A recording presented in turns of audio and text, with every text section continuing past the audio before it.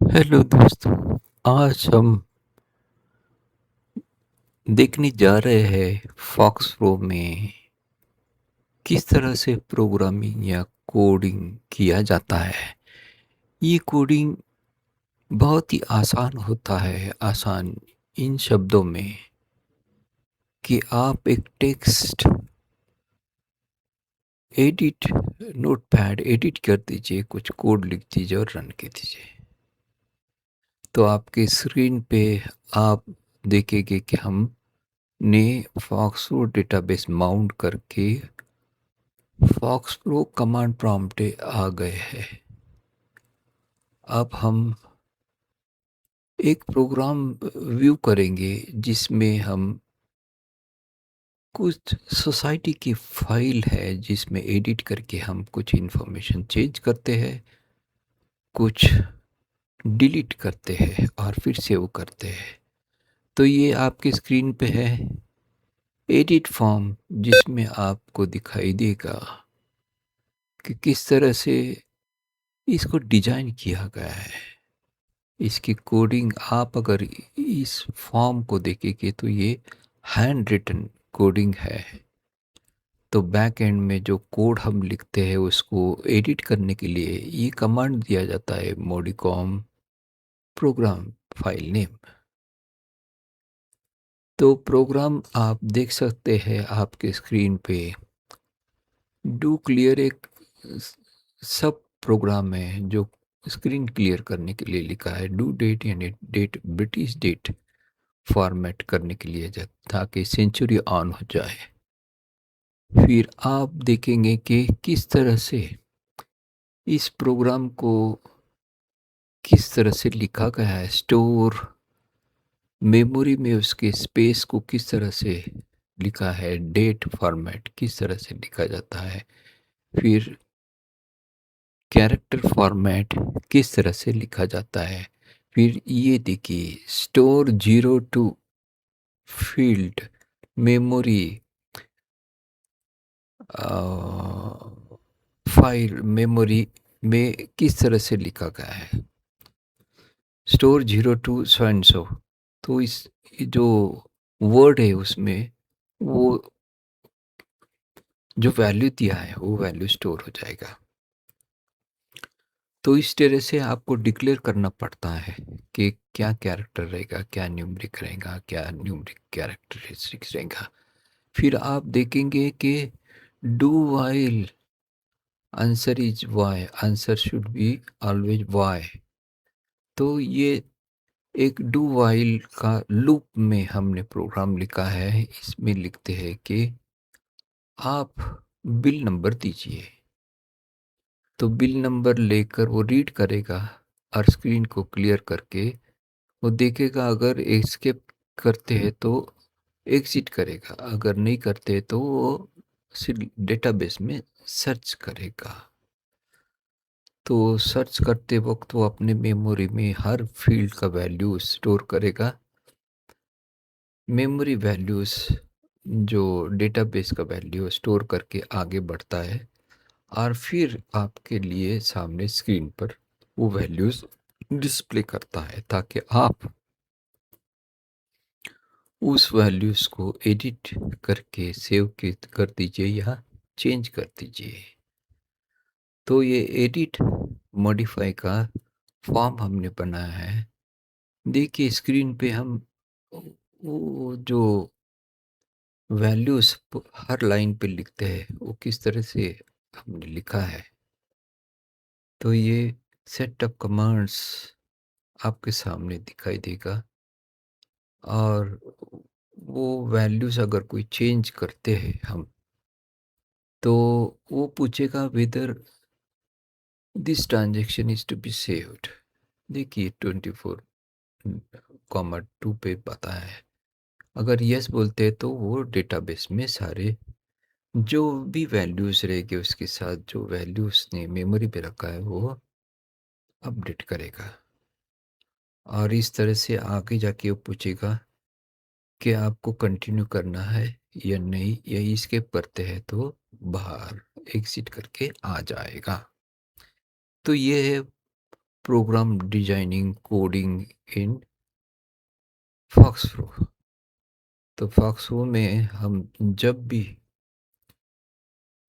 Programme लिखते हैं तो उसको उसका सीक्वेंस के हिसाब में उसको लिखते हैं, ताकि वो एक सीक्वेंस ऑफ कमांड्स कंप्लीट करके दूसरे सीक्वेंस में वो जाए और उसको ठीक से रीड करके एग्जीक्यूट करे। तो जो कोडिंग और प्रोग्रामिंग लैंग्वेजेस में किया जाता है, वैसे ही फॉक्सप्रो में किया है। फॉक्सप्रो आपको पता है बहुत ओल्ड 40-50 ईयर्स ओल्ड लैंग्वेज है, लेकिन आज भी छोटे मोटे डेटाबेस को हैंडल करने के लिए पावरफुल है, स्ट्रांग है, और इसके ज़रिए बहुत सारे छोटे डेटाबेस या प्रोग्रामिंग उसमें किए जाते हैं।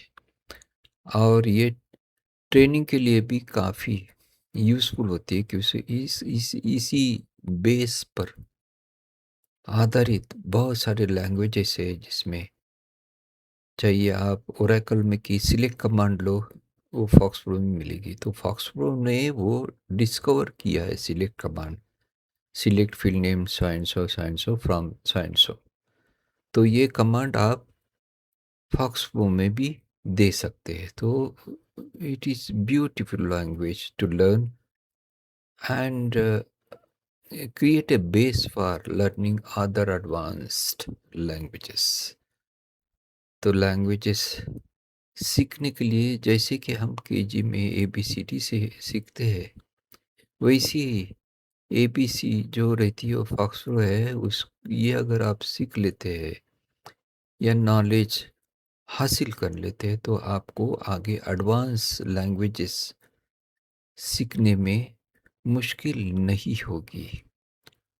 आपके स्क्रीन पे आप देखेंगे कि किस तरह से कमांड दिया है। रिप्लेबल तो रिप्लेस, ए मीन्स सिलेक्ट, जो डेटाबेस हमने सिलेक्ट किया था, फिर सिलेक्ट ए इंडिकेट कर रहा है फील्ड नेम विथ मेमोरी में जो मेमोरी वैल्यूज स्टोर किया था वो रिप्लेस। तो इस तरह से इजीली आप फॉक्सप्रो में कोडिंग कर सकते हैं, सॉफ्टवेयर लिख सकते हैं। अब ये जो फॉर्म है, इसको अल्टरनेटिव के हिसाब में आप क्रिएट फॉर्म करके फॉर्म भी क्रिएट कर सकते हैं, जो क्विकली आपके लिए एक छोटे डेटाबेस के लिए फॉर्म क्रिएट करता है, जिसमें बटन होते हैं डिलीट, एडिट, नेक्स्ट, प्रीवियस। ये सारे बटन लेकर बाय डिफ़ॉल्ट फॉक्सप्रो आपको फॉर्म क्रिएट करके देता है, लेकिन उसमें लिमिटेशन आते हैं नंबर ऑफ़ फील्ड्स के। तो फील्ड्स हम जिस तरह से चाहते हो डिजाइन नहीं कर पाते हैं, तो इसके लिए आपको सेपरेटली कोड लिखना पड़ता है। और ये रहा हमने खुद के स्किल से इसको डेवलप किया और फॉर्म बनाया, ताकि सोसाइटी का जो मेंटेनेंस है, उसके रेवेन्यूज़ है, उसके अगेंस्ट एक्सपेंसेस है, वो अकाउंट फॉर कर सके। तो ये जो स्क्रीन पे आपको फॉर्म दिखाई देता है, उसमें सिर्फ इंडिविजुअल सोसाइटी के मेंबर्स का अकाउंट है, जिस जो इंडिकेट करता है कि फ्लैट नंबर क्या है, फिर बिल्डिंग नंबर क्या है, फिर नाम क्या है मेंबर्स का, और बिल नंबर क्या है, फिर उसके बिलिंग पीरियड क्या है फ्रॉम टू, फिर कुछ एरियर्स अगर पिछले ड्यूज़ मेंबर्स ने नहीं भरे हैं, तो वो ओल्ड ड्यूज़ के कॉलम में उसको दिखाता है, ताकि current bill amount plus old dues arrears के साथ कितना बकाया रिकवरेबल है इस मेंबर्स का। तो इस तरह से एडिट करके आप इजीली हर मेंबर का अकाउंट चेक कर सकते हैं और अपडेट कर सकते हैं। अगर कोई बिल का पेमेंट आता है तो आप उसको बिल डेट डाल दिए तो वो उसके ड्यूज से निकल जाता है, ताकि आपको रेवेन्यू रियलाइज्ड का अमाउंट मंथली मिल सके। और अगर बिल्ड अमाउंट के अलावा कोई मेंबर ट्रांसफ़र फ़ी या अदर देन बिल अमाउंट बढ़ता है तो उसके लिए भी सेपरेटली एक फॉर्म है, जो फॉर्म एडिट करके उसको अपडेट करते हैं। तो इस तरह से एक आसान तरीके से सोसाइटी का अकाउंट्स मेंटेन करते हैं और उसको एनुअल जनरल बॉडी मीटिंग में प्रेजेंट करते हैं, ताकि फाइनेंशियल पोजीशन सोसाइटी का सब मेंबर्स के सामने रख सके। तो मेरा ये वीडियो आपको कैसा लगा दोस्तों? ये बहुत सिंपल सा वीडियो है। आपने अगर कोडिंग सॉफ्टवेयर में किया है तो प्लीज़ कमेंट में बताइए कौन सा सॉफ्टवेयर, कौन सा छोटा सा फॉर्म आपने डेवलप किया है। अगर आपने मेरा चैनल सब्सक्राइब नहीं किया तो प्लीज़ सब्सक्राइब कर दीजिए और बेल आइकॉन ज़रूर दबाइए।